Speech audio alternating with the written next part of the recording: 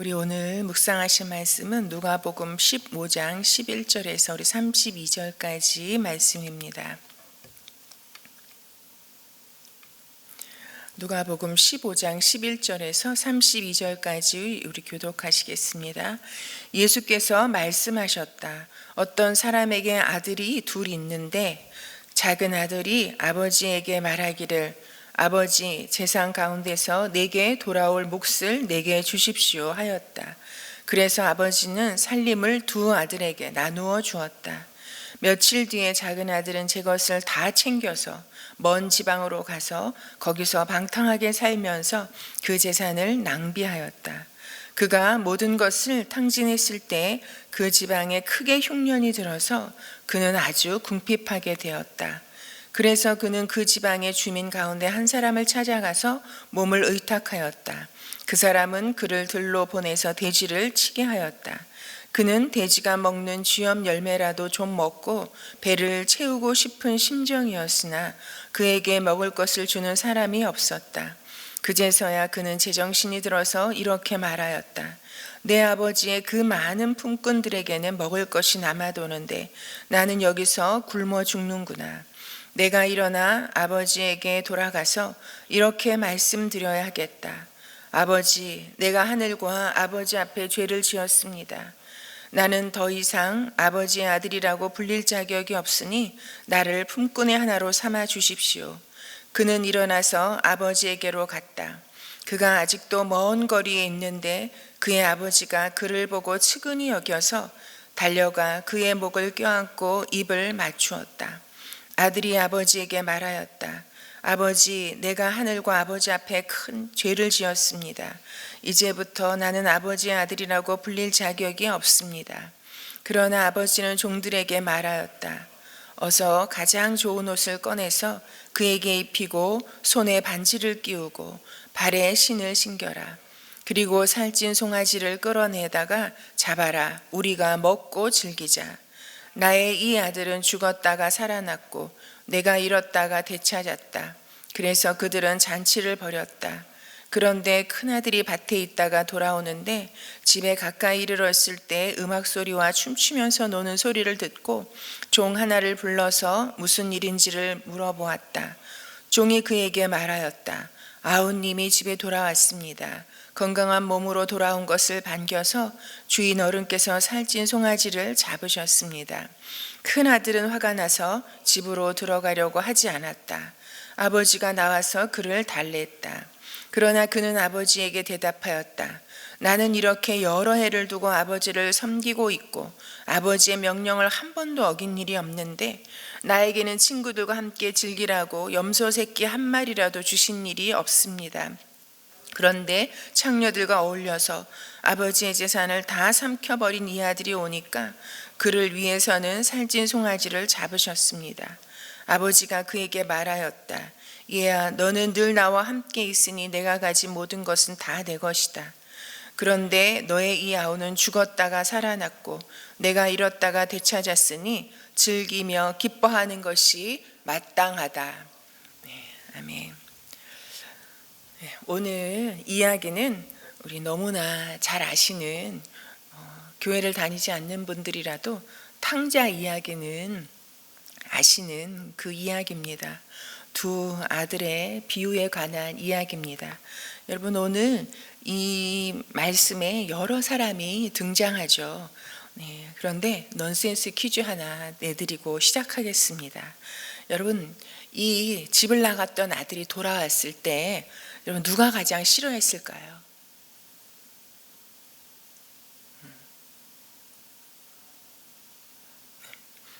여러분 큰아들이라고 생각하실 수 있을 거예요. 근데 누가 가장 싫어했냐면요, 살찐 송아지가 가장 싫어했대요.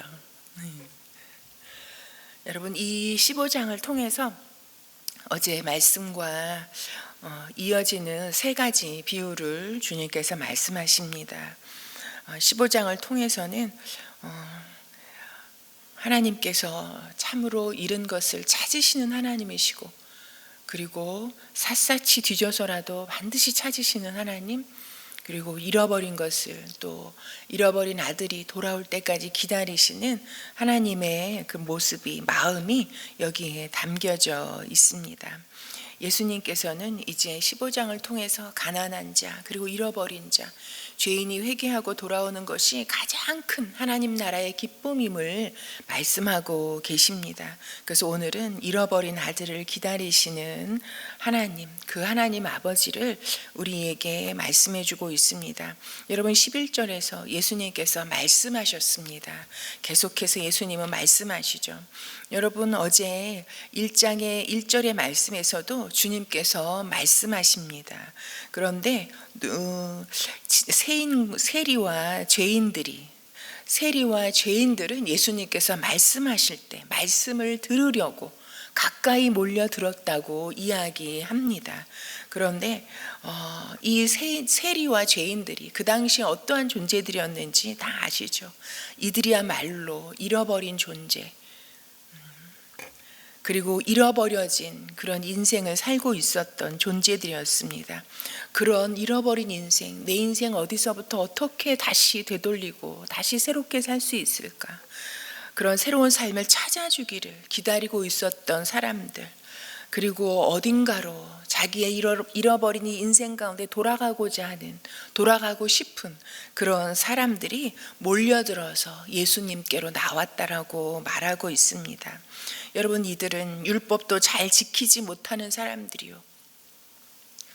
그러기에 끊임없이 그 정죄받는 그런 인생길에서 그러나 뭔가 자신의 인생을 참으로 찾아보고자 하는 잃어버린 그 인생을 부여안고 참으로 안타까운 가운데 있었던 사람들인 것을 우리가 볼 수 있습니다.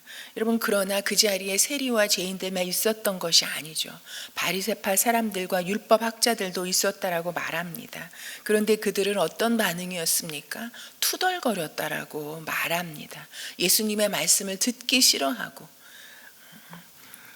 그래서 여러분 오늘의 이 비유의 말씀을 우리가 읽으면 그 대상이 누구인지, 정말 잃어버린 자가 누구인지, 정말 그 인생을 송두리째 다 놓쳐버린 사람이 누구인지, 그래서 주님이 누구에게 이렇게 잃어버린 것을 찾으시는 하나님께 찾은 바 되라고, 그리고 기다리시는 하나님 앞에 돌아오라고 누구에게 말씀하시는지를 우리는 알 수 있습니다.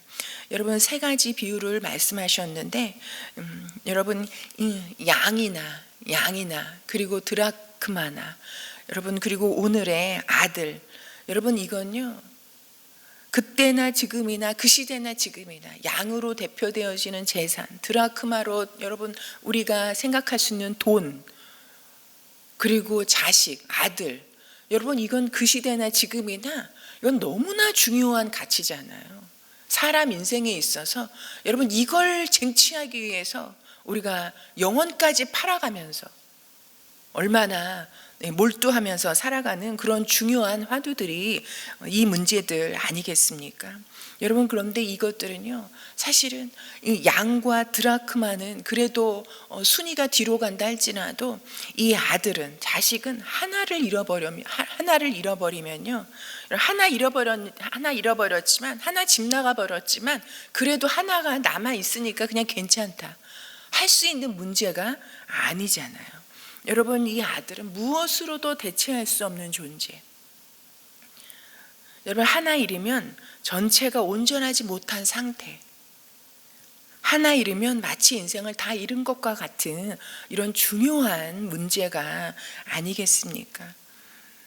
여러분 그런데 하나님은 잃어버린 것을 찾으시는 하나님이시라고 계속해서 예수님이 말씀하고 계십니다. 찾으시되 어떻게 찾으십니까? 샅샅이 뒤져서라도 반드시 찾아내시는 그런 하나님이시라고. 그런데 오늘의 말씀에서는 여러분 아버지를 모욕하고, 여러분 당시에 지금도 그렇잖아요. 살아계신 아버지 앞에 어차피 나한테 돌아가시면 나한테 다 돌아올 건데 돌아가시기 전에 좀 좋은 일 좀 하시라고, 내게 돌아올 몫을 좀 미리 달라고. 여러분 그것을 요청하는 아들의 입장과 그런 아들을 바라보는 아버지의 마음이 어떨지, 얼마나 차이가 나는지.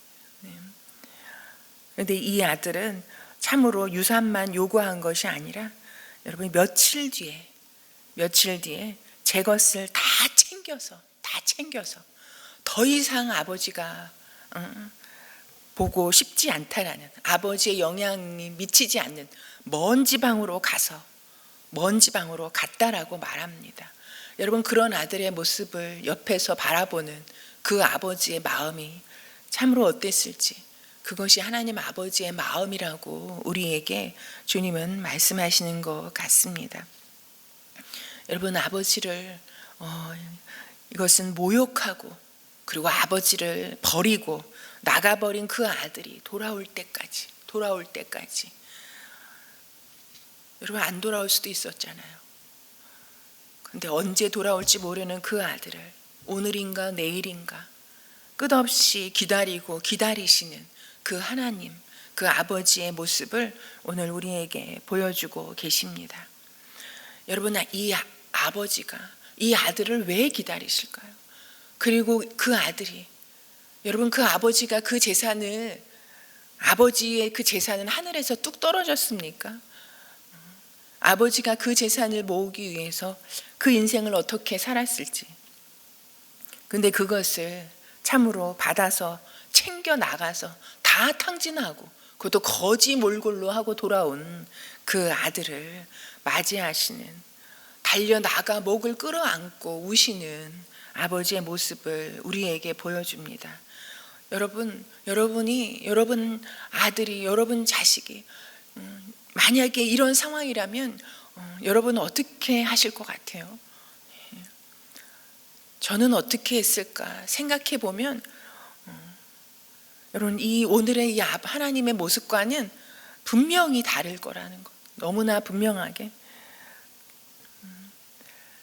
그런데 하나님께서 이렇게 기다리시고 그리고 돌아온 아들을 이렇게 맞이하시는 것은 여러분 그 아들에게 뭔가 자격이 있어서가 아니라, 그 아들이 금이환영하고 돌아온 게 아니잖아요. 여러분 그 모습으로 아들이 다시 돌아올 때, 유대 문화는 수치 문화라고 체면 문화라고 그랬는데 여러분 이 주변 사람들이 어떻게 말할지 그럼에도 상관하지 아니하시고 그 아들을 맞이하고 그리고 잔치를 베푸시는 그 하나님이십니다. 그 아들이 뭐가 잘나서가 아니라, 무슨 번듯해져서 돌아온 것이 아니라, 그래서 이렇게 환영받을 만한 무슨 자격이 있는 그런 모습이 아니라, 여러분 그저 아들이라는 것 때문에, 그리고 하나님이 그 아들의 아버지시기에 이런 아들을 기다리시고 맞이하시는 하나님의 모습을 우리에게 보여주고 있습니다. 여러분 그렇게 우리를 기다리시고 그렇게 잃어버린 우리 영혼을 찾아내시려고 하시고, 그리고 주님께 돌아가기만 하면 우리를 그렇게 맞아주시겠다라고 하시는 하나님의 그 마음을 주님이 말씀하고 계신 것입니다. 여러분 두 아들 중에 나는 어느 쪽 사람이라고, 어느 쪽 사람과 가깝다고 여러분 혹시 느끼시나요? 나는 집도 안 나가고 그리고 집에서 아버지 말씀 잘 듣고 그 죄인들과 어울리지도 않고 방탕하게 살지도 않고 그리고 재산을 낭비하지도 않고 그리고 막힌 일을 일 중독에 걸린 사람처럼 그렇게 열심히 일만 했던 그 아들이라고 생각하시나요? 여러분 그런데 이 탕자 이야기는 뭐 말할 것도 없고, 이 아들을 우리가 유심히 살펴보면 여러분 이 아들도요, 큰 아들도요, 여러분 자기 동생이 아버지께 받은 것도 유산을 챙겨가지고 나가서 다 방탕해서 재산을 잃고 돌아왔지만, 동생이 유산을 달라고 할 때요, 여러분 아버지는 두 아들에게 살림을 나누어 주었다고. 여러분 큰 아들도 자기 유산을 다 받았습니다. 그리고 집을 나가는 동생을 여러분 말릴 틈도 없었겠지만 여러분 말리지도 않은 사람입니다. 그리고 이 나가 있는 동생이 뭐 어떻게 사는지 동생에 대한 생각도 없었던 사람입니다. 그것을 알 수 있는 것은 동생이 돌아왔다고 했을 때 여러분 그가 화가 나서 동생의 소식을 듣고 화가 나서 집에 들어가지 않겠다고 뻗팅겼던 그런 사람입니다. 그리고 달래러 나온 아버지에게 그동안 쌓아놓았던 이런 불평과 원망을 다 늘어놓은 사람이었습니다. 여러분, 일은 열심히 했지만 아버지 집에서 집도 나가지 않고 아버지 옆에 있으면서 집에 있으면서 해야 될 일은 열심히 했지만 정작 아버지의 마음은 몰랐던 사람, 그래서 아들이면서도 종처럼 일했던 사람인 것을 우리가 볼 수 있습니다. 여러분, 오늘 비유를 통해서 정말 잃어버린 아들이, 주님께서 기다리셨던 아들이 누구인지를 우리에게 말합니다. 아버지께 돌아와야 할, 그리고 아버지를 기다리게 했던 아들은 여러분, 집 나갔던 탕자만이 아니었다는 것, 집안에 있었던 아들도였다는 것을 우리에게 말씀해 주고 있습니다. 예수님은 이 비유를 통해서 바리새파 사람들과 율법 학자들을 통해서 너희야말로 율법은 지키나 그러나 하나님에 대해서 정작 하나님의 마음을 알지 못하는, 그래서 또 다른 사람들을 정죄하고 구원의 자리에 나오지 못하게 하고 있는 너희야말로 잃어버린 영혼들이고 하나님께 돌아와야 할 영혼들이라고 주님께서 말씀하고 있습니다. 여러분, 하나님을 한 번도 떠나지 아니했어도요, 정말 내가 늘 교회에 나오고 늘 성전에 있고 늘 믿음의 이런 자리에 있는 것 같지만 여러분, 정작 문제적 인간과 잃어버린 그 영혼, 잃어버린 인간은 여러분 나일 수 있다는 것, 나라는 것을 우리가 다시 한번 생각해 보면 좋겠습니다. 그러나 우리에게 소망이 있는 것은 하나님은 한 번 택한 자는 결단코 실어버리지 아니하시는 하나님이시기에 잃어버린 것은 반드시 찾으시는 하나님께서 오늘도 나를 기다리신다는 것입니다. 그 하나님께로 돌아오라고 이 말씀을 하시는 예수님의 그 목적이 무엇입니까? 바리새파 사람들, 율법학자들을, 신앙이 좋다는 사람들을 너희들의 그 거짓 믿음을 고발하시는 거에 그치지 않고 주님께로 돌아오라는, 기다리시는 하나님 품으로 돌아오라는 그런 요청입니다. 여러분, 하나님께 돌아와.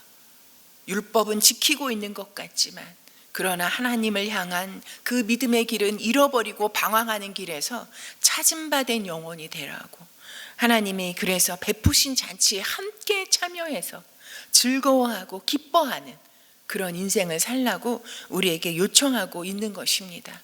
여러분, 탕자에 이런 탕자지만 이런 탕자가 여러분 성경에 기록될 수 있었던 것은 다른 데 있지 않습니다. 20절에 보면요, 17절에도 보면 그제야 그는 제정신이 들어서 내가 아버지께로 돌아가서 이렇게 말씀드려야 되겠다 하고 20절에도 보면 그는 일어나서 아버지에게로 갔다, 아버지께로 돌아가야 되겠다 생각만 한 것이 아니라 일어나서 아버지께로 돌아갔다. 여러분, 아버지에게 감으로, 아버지께 돌아감으로 탕자의 구원과 그의 새로운 인생이 여기에서부터 시작되었다는 것입니다. 여러분, 제정신을 차리고 죄를 깨달은 것에 멈추지 않고 그 자리에서 일어나 아버지에게로 갔다는 것. 여러분, 우리도 탕자와 같은 상황이 있을 수 있습니다. 내가 일도 열심히 하고 열심히 지금까지 달려온 것 같은데 내 존재도 삶도 다 잃어버린 것 같은, 그래서 어디서부터 어떻게 다시 이 삶을 부여잡고 가야 할지 모르겠는 그런 상황 가운데 있을 수 있습니다. 여러분, 우리는 아버지께로 돌아가면 그 자리에서 그 좌절, 실패, 절망, 두려움, 불안, 그 어떤 상황 가운데 있든 거지 같은 꼴이라 할지라도 여러분 그 자리에서 일어나 아버지께 돌아가면 우리는 새로운 인생이 시작됩니다. 진정 하나님의 아들로서의 새로운 삶이 출발하게 되는 겁니다. 아버지께로 일어나서 돌아가는, 오늘 아버지께로 다시 가는 오늘 하루가 되기를 소망합니다. 아버지께로 가면 우리는 삽니다. 새로운 인생이 시작됩니다. 여러분, 오늘 우리가 교회를 위해서 기도하는 날입니다. 여러분, 교회가 어떠한 곳입니까? 잃어버린 영혼을 찾는 찾아내는 것이 교회 역할입니다. 잃어버린 영혼을 찾아서 돌아오게 하는 이런 교회가 우리 은혜 샘물교회가 되기를, 그리고 죄인이 회개하고 돌아오면 잔치하는 곳이 교회입니다. 그래서 주님을 알지 못했던 영혼이 주님께로 나와서 이 예배 자리에 와서 함께 기뻐하고 즐거워하는 이런 잔치가 늘 열려지는 우리 은혜 샘물교회가 되게 해주시기를, 그리고 영혼 구원의 기쁨으로, 그래서 하나가 되는 그 믿음의 공동체, 영혼 구원의 역사를 보고 생명의 풍성함을, 생명이 또한 생명을 낳고 정말 천국의 잔치가 벌어지는 그 일이 우리 은혜 샘물교회를 통해서 계속해서 이루어질 수 있도록 위해서 기도해 주시기 바랍니다. 그리고 계속해서 우크라이나와 이런 전쟁 상황을 하나님께 올려드리면서 하나님의 긍휼을 구하면서 기도하는 우리 교회와 우리 오늘 하루의 삶이 되기를 소망합니다. 가지고 나오신 기도 제목 올려드리고 돌아가시겠습니다.